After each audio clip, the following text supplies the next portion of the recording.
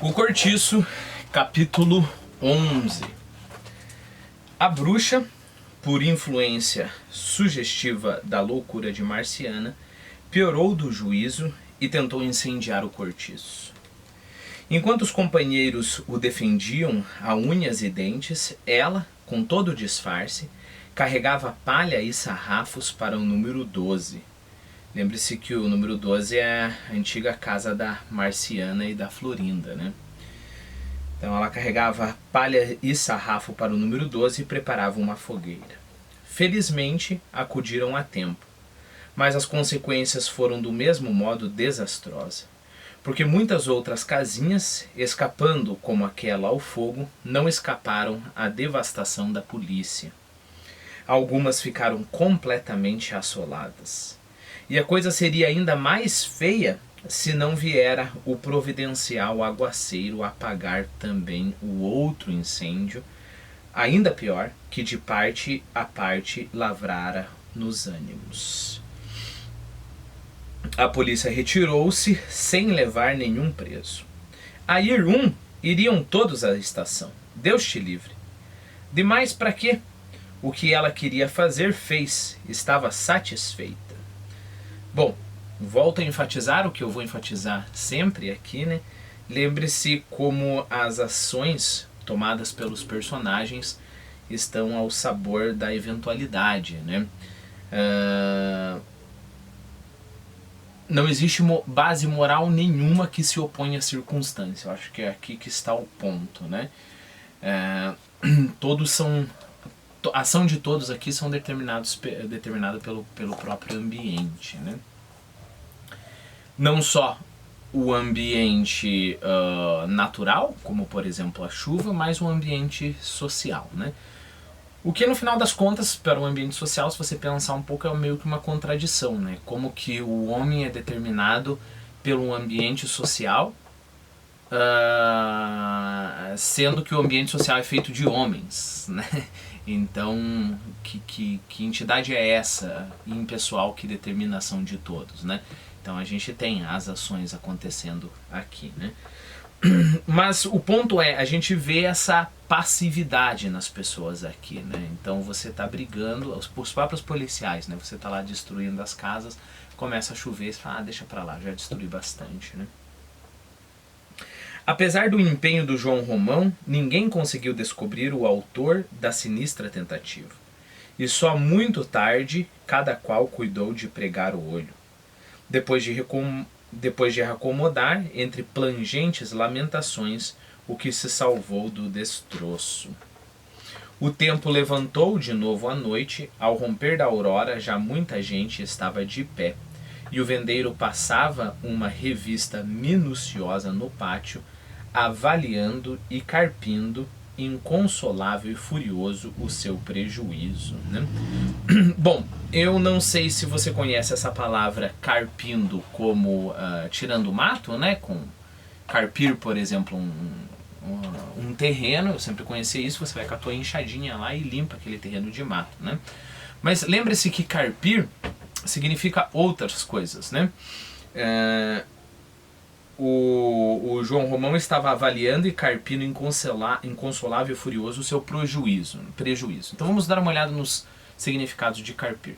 Livrar de mato, capinar, por exemplo, carpir ervas do campo. Um significado um pouco mais antigo, arrancar fios de cabelo ou de barba em sinal de dor, de sentimento. Carpia os cabelos em desespero, arrancava os cabelos em desespero, né? Por derivação, expressar tristeza, vivia a carpir sua dor. E aí, por extensão novamente, lamuriar-se, prantear-se, lastimar-se, né? Carpia a morte do marido, carpiu-se durante anos. Por último, não por último ainda, soar tristemente, murmurar como que chorando. A chuva carpia seu pranto, o vento carpia na folhagem. E lamentar, carpia-se em pranto incontrolável, né? Bom,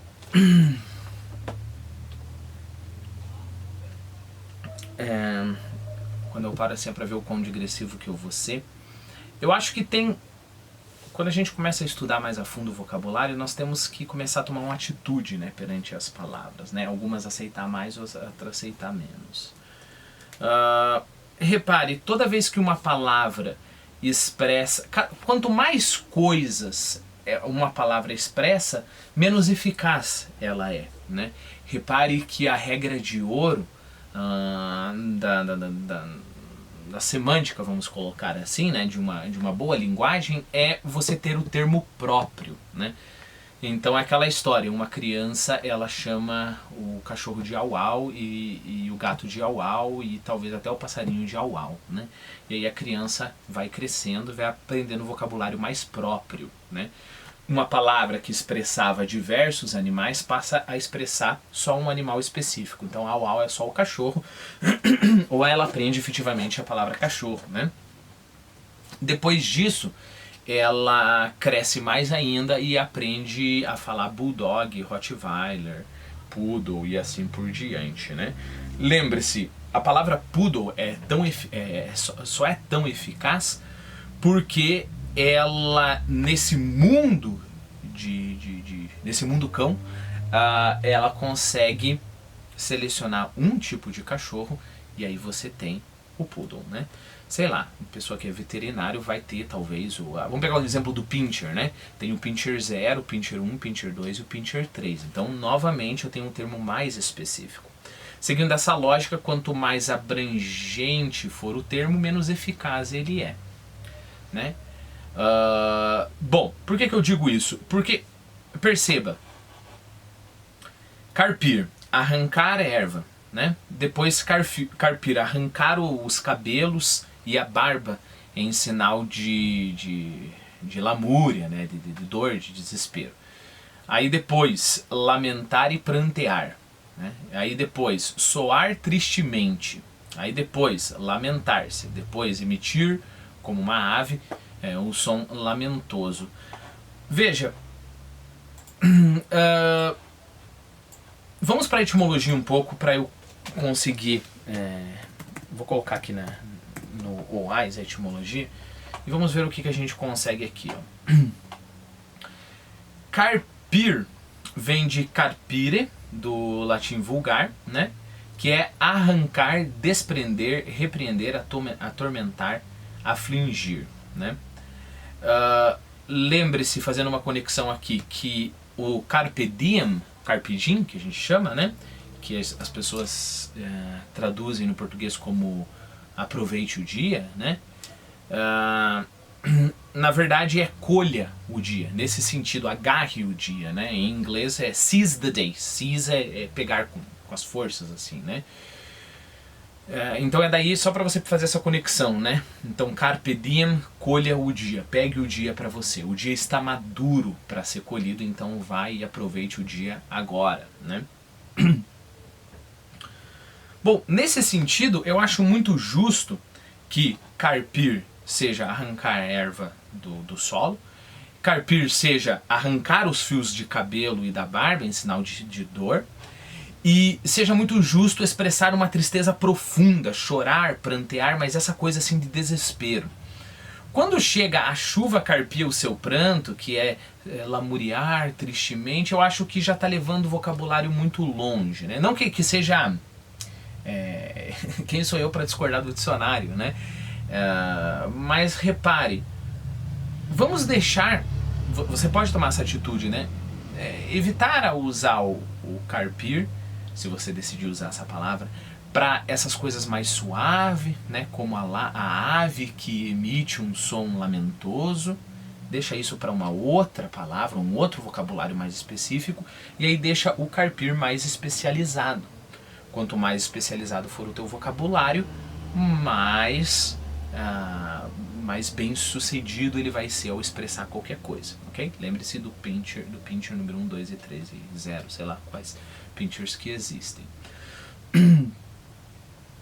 Bom, mas como que você vai tomar essas decisões? Você vai tomando ao longo do caminho, um pouquinho de etimologia, um pouquinho, por exemplo, sei lá, o Machado de Assis usa muito essa palavra, então eu vou usar como o Machado de Assis usa, outra vez eu acho que uma pessoa exagera, né? Para ter um motivo para o qual você variar o teu vocabulário, né? Prantear, lamentar, chorar, carpir.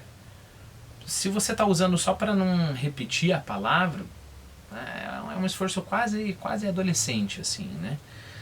Tem que ter um motivo melhor do que simplesmente ficar variando o vocabulário, mostrando que você conhece muitas palavras, né? E o único caminho que eu vejo para fora de simplesmente mostrar quantas palavras você conhece é a especificidade, né? Na minha opinião, o Aloysio Azevedo faz isso muito bem, 85% das vezes, mas tem lá 15% que dá pra sentir assim que ele tá variando o vocabulário, tá mostrando bastante o vocabulário, né? Que tá um pouquinho, digamos assim, não se encaixa 100%, né? Não é 100% com 100% de consciência que ele tá usando aquela palavra em específico. Bom, então voltando de toda essa digressão, lembre-se que ele estava lá avaliando e carpindo, inconsolável e furioso, o seu prejuízo. Aqui eu acho que a palavra se encaixa bem, né? Então, carpindo, não só ele está chorando, mas não é lamuriando no sentido de cabisbaixo, né? Ele está arrancando os cabelos porque ele está com raiva também. De vez em quando soltava uma praga, além do que escangalhava os urbanos dentro das casas. Não, desculpe. Além do que escangalharam os urbanos dentro das casas, havia muita tina partida, muito giral quebrado, lampiões em fanicos. Lembre-se que fanico é pequena porção, migalhas, né? Hortas e cercas arrasadas. O portão da frente e a tabuleta foram reduzidos a lenha. João Romão meditava para cobrir o dano. Carregaram um imposto sobre os moradores da estalagem, aumentando-lhes o aluguel dos cômodos e o preço dos gêneros, que ele vendia na venda, né? Viu-se numa dobadoura durante o dia inteiro. O que é uma dobadoura? É uma situação de grande pressa, correria, né? É claro que eu gostaria de parar em cada uma dessas palavras, né? A gente fazer toda essa discussão que a gente fez com a discussão de Carpir. Eu acho isso extremamente produtivo, mas talvez eu faça uma outra sessão aqui, só pra gente conversar sobre algumas palavras, tentar ir mais a fundo, conversar um pouquinho sobre a etimologia, né? Viu-se numa adubadora durante o dia inteiro, desde pela manhã dera logo as providências para que tudo voltasse aos seus eixos o mais depressa possível. Mandou buscar novas tinas, fabricar novos giraus e consertar os quebrados. Pôs gente a remendar o portão e a tabuleta. Ao meio-dia teve de comparecer à presença do subdelegado na secretaria de polícia. Foi mesmo em mangas de camisa e sem meias. Muitos do cortiço o acompanharam, quer por espírito de camaradagem, quer por simples curiosidade. Uma verdadeira patuscada esse passeio à cidade. Parecia uma romaria. Algumas mulheres levaram os seus pequenitos ao colo, um magote de italianos ia à frente macarroneando a fumar cachimbo. Alguns cantavam. Ninguém tomou bonde e por toda a viagem discutiram e altercaram em grande troça, comentando com gargalhadas e chalaças gordas o que iam encontrando, a chamar a atenção das ruas por onde desfilava a ruidosa farândola. Bom, macarrônico, vamos ver o que eu posso... Eu coloquei ali mais significados, mas a gente está falando de um jeito um pouquinho, quer dizer, pejorativo de falar, de se referir aos italianos, né? Farândola, o que é uma farândola? Originalmente, né, é uma dança de origem provençal em que os pares, segurando-se pelas mãos, formavam extensa fila que se movimenta de maneira agitada, né? Então pode ser essa dança, por extensão uma dança provençal, né, um outro tipo de dança, por extensão um pequeno grupo teatral, um grupo de pessoas e um grupo de maltrapilhos, né? Então há um bando de pessoas da classe ali do cortiço, né? A sala da polícia encheu-se. O interrogatório, exclusivamente dirigido a João Romão, era respondido por todos a um só tempo, a despeito dos protestos e das ameaças da autoridade, que se viu tonta. Nenhum deles nada esclarecia e todos se queixavam da polícia, exagerando as perdas recebidas na véspera. A respeito de como se travara o conflito e quem o provocara, o taverneiro declarou que nada podia saber ao certo porque na ocasião se achava ausente da estalagem. Do que tinha certeza era de que as praças, os policiais, lhe invadiram a propriedade e puseram em cacos tudo o que encontraram, como se aquilo lá fosse roupa de francês. É uma expressão, né? Roupa de franceses. Popular, aquilo que todos se julgam no direito de usufruir, utilizar, mexer ou alterar sem ter de pedir licença, né? Coisa sem dono ou que é comum a várias pessoas. Interessante, né? A roupa de francês é aquela que você pode mexer, né? Tipo casa da mãe Joana, assim. Então entraram lá e colocaram tudo abaixo, quebraram tudo como se fosse roupa de francês. Bem feito, bradou o subdelegado. Não resistissem.